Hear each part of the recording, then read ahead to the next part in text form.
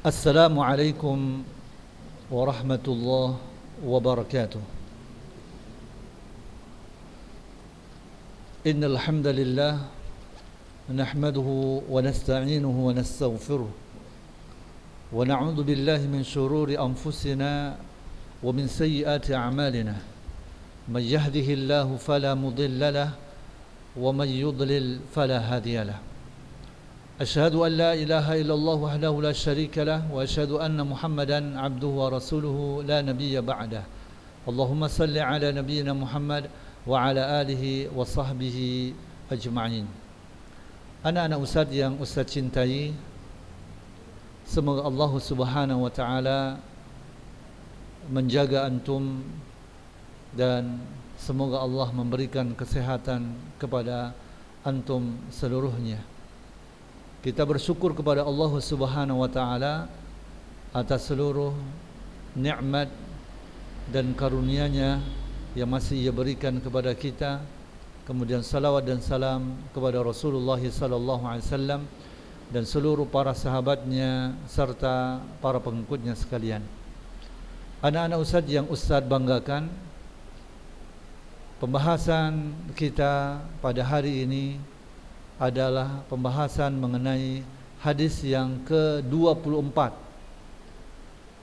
ya, al-hadithur rabi' wal 'ashrun, yaitu hadis yang berbicara tentang haramnya berbuat zalim. Hadis ini adalah hadis yang telah disebutkan oleh Abu Dzar Al-Ghifari radhiyallahu an dan telah diriwayatkan oleh Al-Imam Muslim dan juga diriwayatkan oleh para imam-imam hadis lainnya. An Abi Dzar Al-Ghifari radhiyallahu an an-nabiy sallallahu alaihi wasallam fima yarwihi an rabbih azza wa jalla annahu qala: Ya ibadi inni haramtu ad-dhulma ala nafsi wa ja'altuhu bainakum muharraman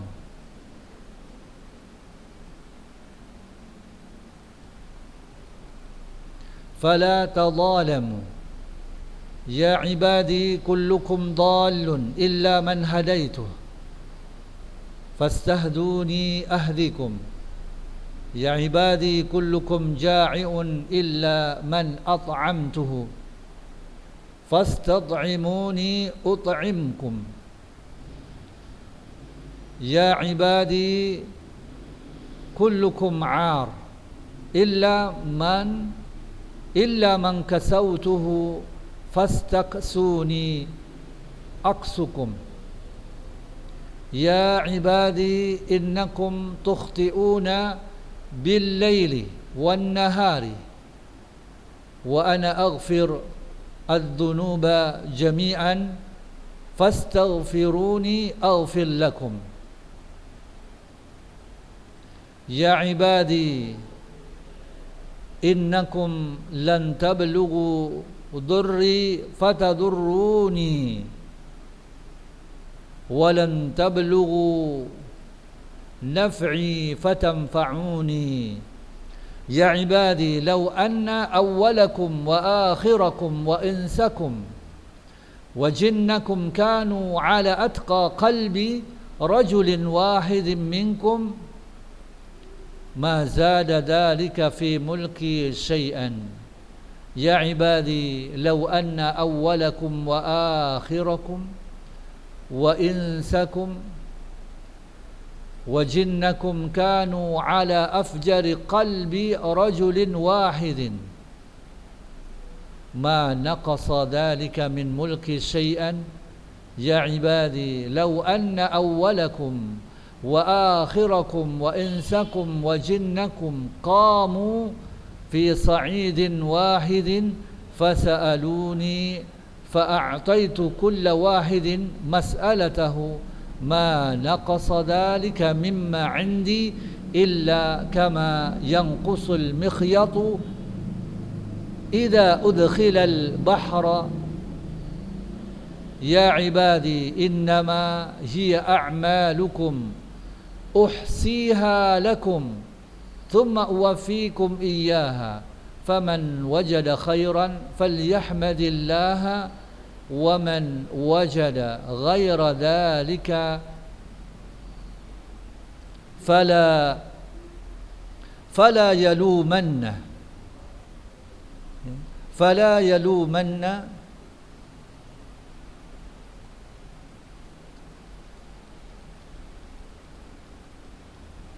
illa nafsah, rawahu Muslimun.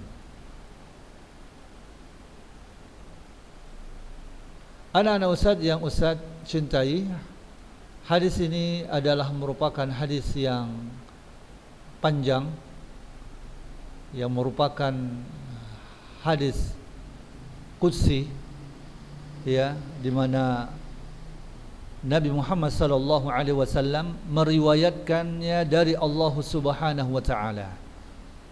Ya. Meriwayatkannya dari Allah Subhanahu wa taala.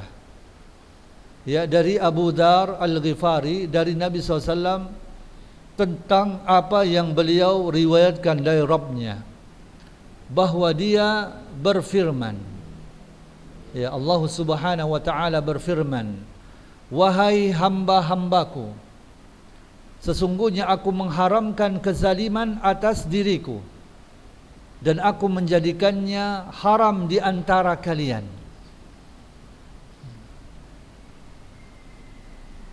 Maka janganlah kalian saling menzalimi. Wahai hamba-hambaku, setiap dari kalian adalah sesat, kecuali orang yang aku berikan hidayah kepadanya.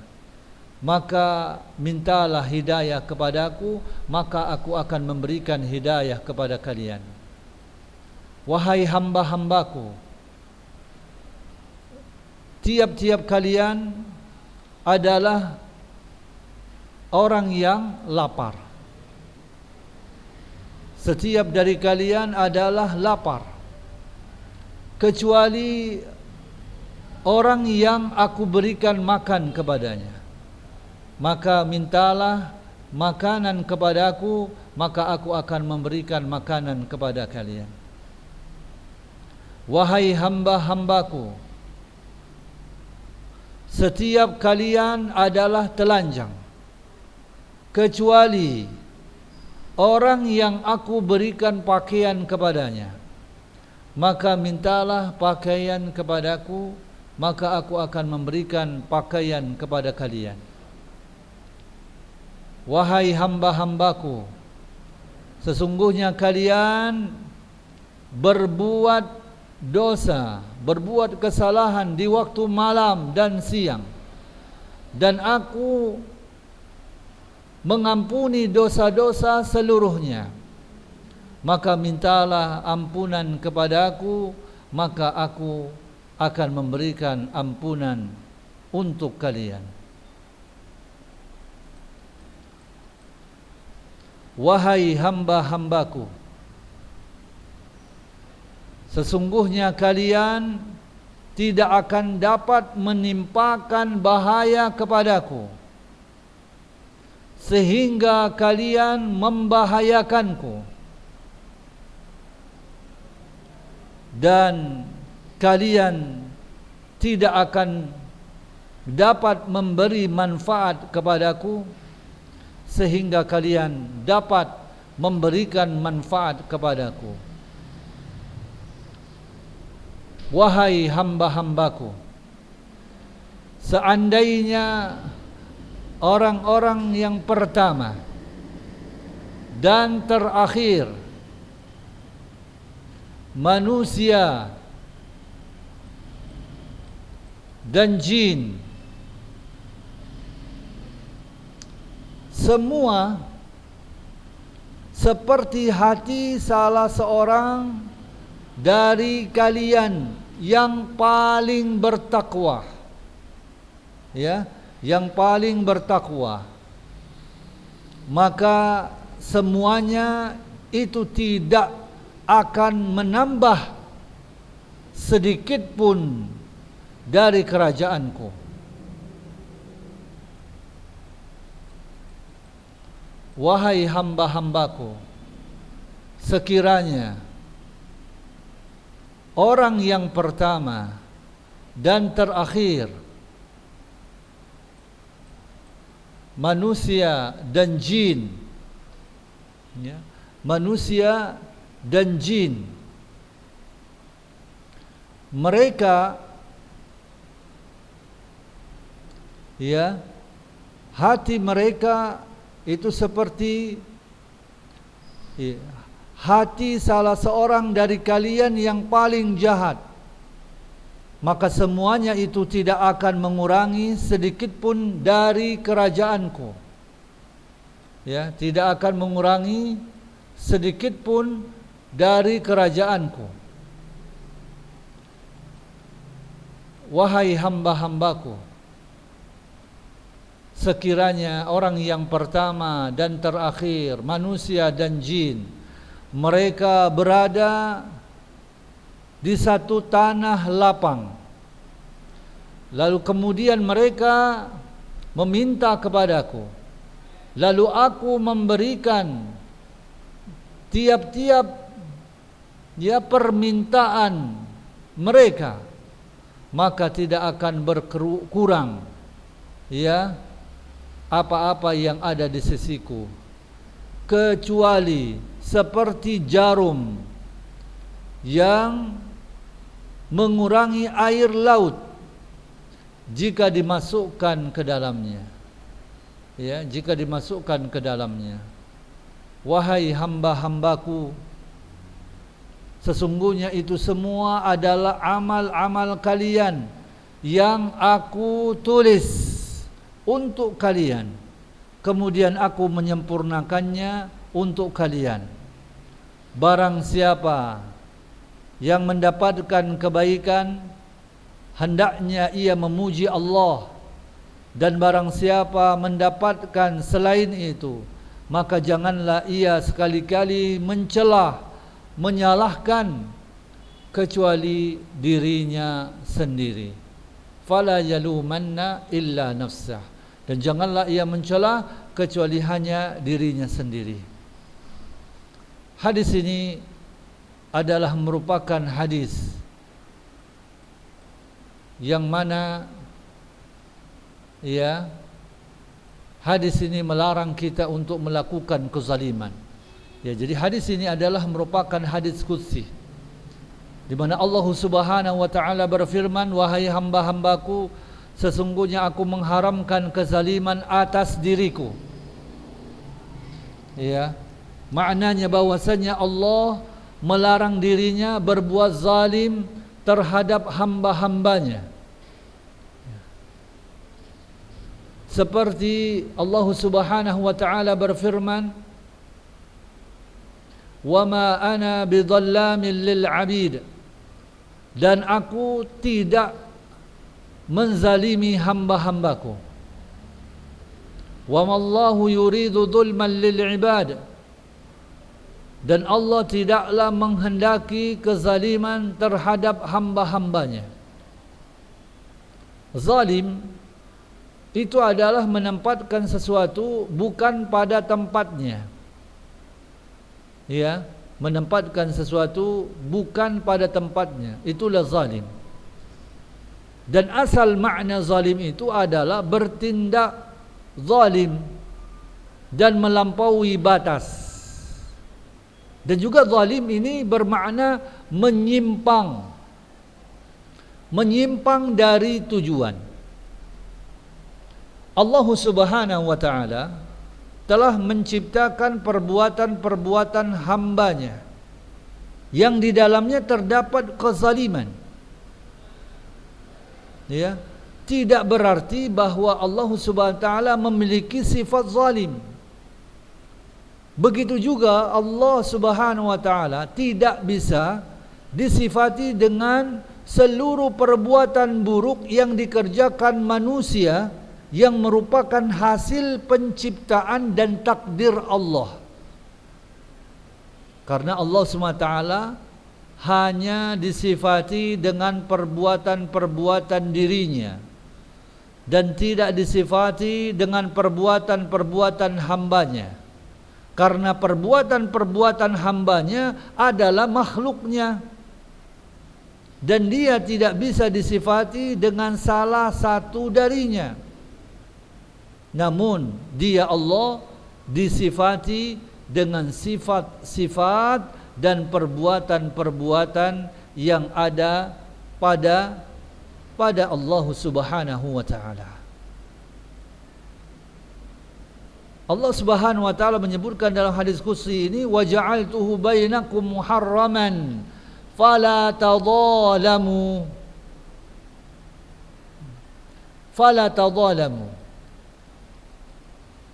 Dan aku menjadikannya haram di antara kalian, maka janganlah kalian saling menzalimi. Maksudnya adalah bahwa Allah Subhanahu wa taala mengharamkan perbuatan zalim atas hamba-hambanya, serta melarang mereka saling menzalimi sesama mereka. Maka setiap hamba haram menzalimi yang lainnya, karena kezaliman itu adalah haram secara mutlak.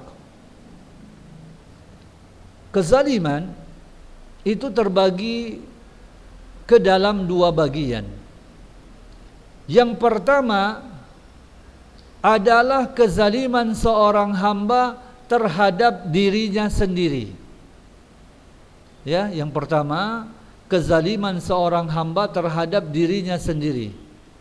Dan kezaliman yang paling besar adalah mempersekutukan Allah Subhanahu wa taala. Berbuat syirik, menyekutukan Allah Subhanahu wa taala. Sebagaimana yang telah difirmankan Allah Subhanahu wa taala, innasyirka ladzulmun adzim. Surah Luqman ayat 13. Sesungguhnya mempersekutukan Allah Subhanahu wa taala benar-benar kezaliman yang besar. Hal itu karena orang musyrik telah menempatkan makhluk pada kedudukan Sang Khalik, sehingga ia menyembah dan mempertuhankannya. Dan ini berarti menempatkan sesuatu bukan pada tempatnya. Sebagian besar ancaman bagi orang-orang yang zalim dalam Al-Quran adalah dimaksudkan untuk orang-orang musyrik. Seperti firman Allah Subhanahu wa taala, wal kafiruna humudz zalimun. Orang-orang kafir itu adalah orang-orang yang zalim. Kemudian berikutnya diikuti dengan perbuatan maksiat dengan beragam jenisnya, dari perbuatan-perbuatan dosa-dosa besar dan dosa-dosa kecil. Ini kezaliman yang pertama, yaitu kezaliman seorang hamba terhadap dirinya sendiri. Kemudian yang kedua, bentuk kezaliman yang kedua adalah kezaliman seorang hamba terhadap orang lain. Itulah yang disebutkan dalam hadis yang telah kita baca tadi. Pada haji wada, Nabi SAW bersabda dalam khutbahnya, fa inna dima'akum wa amwalakum wa a'radakum alaikum haramun ka hurmati yaumikum hadha fi syahrikum hadha fi baladikum hadha. Sesungguhnya darah, harta dan kehormatan kalian haram atas kalian, seperti keharaman hari kalian ini, di bulan kalian ini, di negeri kalian ini. Rasulullah sallallahu alaihi wasallam bersabda, innad dzulma dzulumatu yaumal qiyamah. Sesungguhnya kezaliman adalah kegelapan pada hari kiamat. Dan Nabi sallallahu alaihi wasallam bersabda, "Innallaha la yumli lidh-dhalimi hatta idza akhadahu lam yuflithu."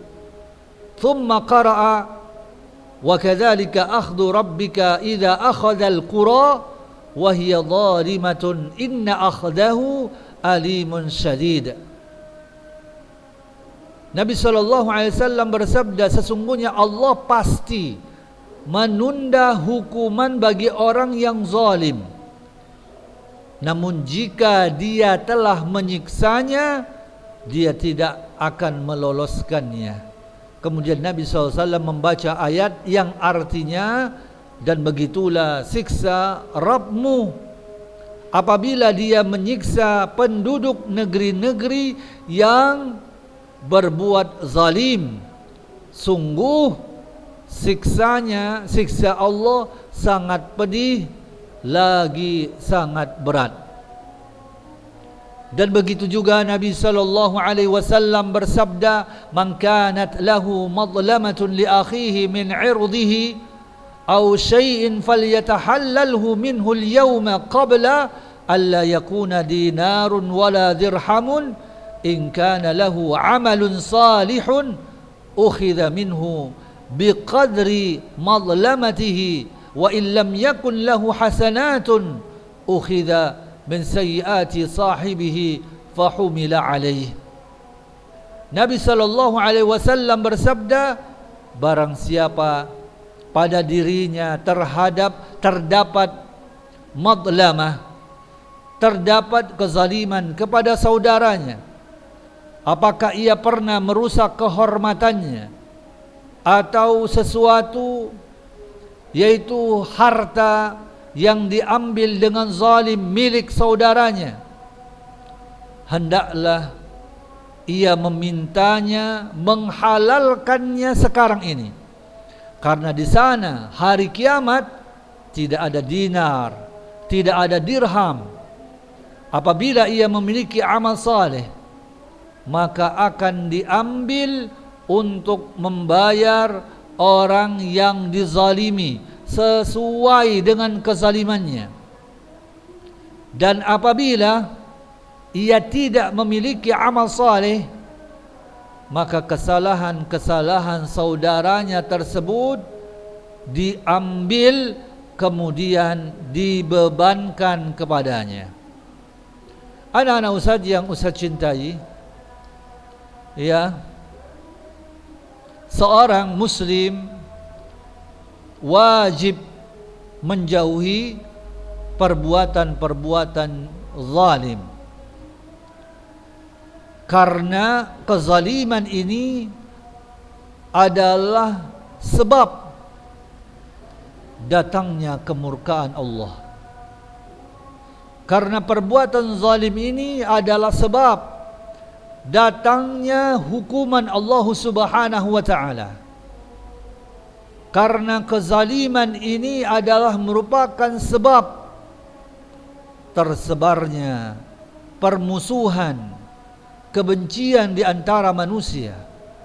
Karena kezaliman ini adalah sebab terjadinya peperangan, terjadinya pemberontakan. Ya, kita wajib menjauhi perbuatan zalim, karena kezaliman ini adalah merupakan sebab yang membuat umat berpecah belah dan hancurnya peradaban mereka. Ya, hadis ini adalah hadis yang melarang kita untuk berbuat zalim. Fala tadzalamu, maka janganlah kalian saling berbuat zalim. Janganlah kalian saling menzalimi. Anak-anak Ustaz yang Ustaz cintai, hadis yang selanjutnya menyebutkan, ya ibadi kullukum dhalun. Ya, kullukum dhalun. Tiap-tiap kalian itu sesat. Ya, illa man hadaituhu, kecuali orang yang aku berikan petunjuk kepadanya. Ya. Fastahduni ahdikum, maka mintalah petunjuk kepadaku, maka aku akan memberikan petunjuk kepada kalian. Ya.